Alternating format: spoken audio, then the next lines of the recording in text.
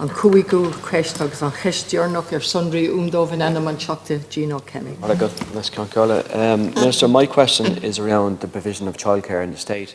And obviously this is a very burning question in the upcoming general election and in the definitely last number of decades about childcare provision, where it becomes almost not affordable for very many parents. So what provision have the government put in terms of increasing childcare provision in the state? Good morning, Deputy. Thank you very much for your question. And improving access to quality and affordable early learning and childcare is a key priority of myself as Minister. And the data available shows that the level of capacity in the sector has risen substantially in recent years. But I am also absolutely aware nationally, indeed in my own constituency as well, some parents are having difficulty in locating the type of affordable early learning and care provision that they would like for their children. And I think that's particularly acute for younger children. The building blocks capital schemes, which operated over 2024 and will operate next year, are supporting services to increase capacity through two strands: the expansion scheme that was drawn down this year and the extension scheme, which I'll announce in the next number of weeks, which will be drawn down in 2025. And that extension scheme will mean €25 million of capital funding is available next year to deliver thousands of new affordable early learning and childcare places. And it will offer funding for larger scale projects to enable both existing community services and private services to build new capacity into their current premises by means of physical extension. It will also allow existing community services to apply to purchase or to construct entirely new premises. And this programme of support for the provision of places, it builds on a substantial legacy of fostering the development of the sector and the establishment and expansion of services, most explicitly through previous capital programmes, but equally through the various current funding streams. My department will continue to progress a range of actions such as core funding and the recently launched initiative for childminders to ensure the supply of early learning and childcare needs meets demand. And work in this area is being led by a supply management unit which I established in my department earlier this year. And I also work closely with ministerial colleagues, and particularly with Minister Darragh O'Brien. We're looking to review the regulations surrounding the building of a childcare facility when new housing is built. That happens, but the childcare facility often isn't delivered or maybe isn't designed appropriately.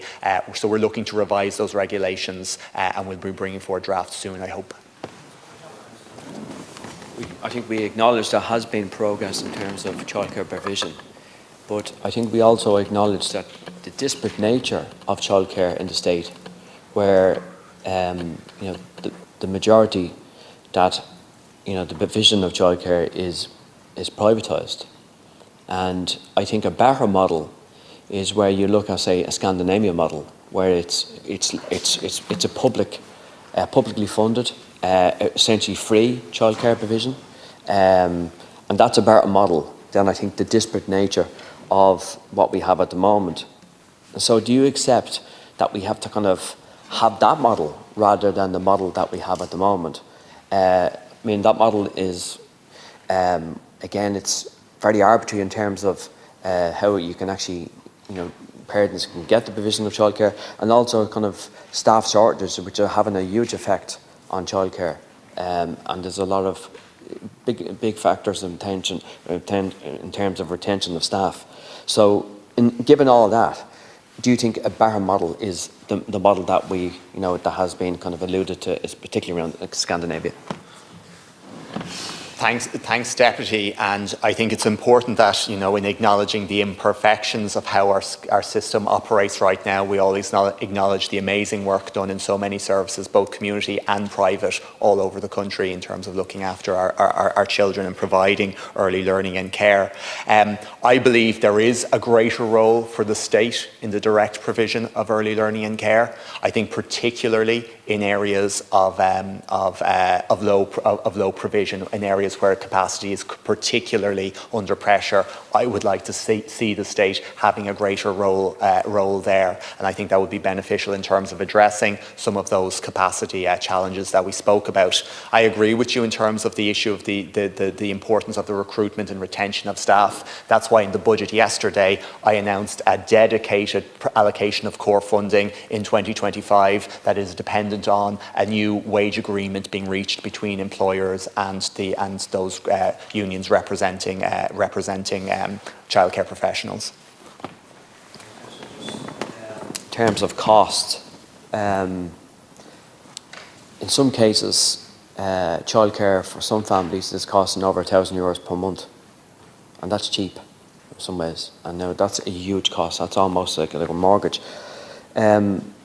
What would you consider acceptable in terms of, if there's still a model where parents have to pay, what would you accept that's a manageable fee in terms of what parents have to pay for? Because obviously them costs shouldn't be accepted, and they're crippling for parents. And I know there's a community-based creches which are kind of free and on demand, but there's also a huge cohort of people that have to pay a huge amount of money. How do you kind of address their kind of, I suppose, childcare needs and the cost that's actually for them families? Thank you, Deputy. I hope I've demonstrated over the last 4 years my absolute determination to reduce costs, and I've done that through the increases in the NCS, the National Childcare Scheme, and on average we've been able to halve costs for parents. I think that has to be acknowledged. I'd like to go further. If I'm part of the next government, I look to continue to go further. But I just caution, Deputy, I hope in the next general election childcare is a central issue, but I hope the debate just isn't about the cost, because right now your question actually sets out what the bigger challenge is. I don't think cost is the biggest challenge right now. I think capacity is the biggest challenge right now. And the big question the next government has to address is, how do we make sure every child has access to the type of early learning and care that their parent wants? I think the first step to doing that is to provide that statutory right to ECCE. 95% of children get ECCE right now, but it's not a legal right. I think if you enshrine it in law, it places a greater emphasis on the next government to ensure that those places are delivered as the core of early learning and care.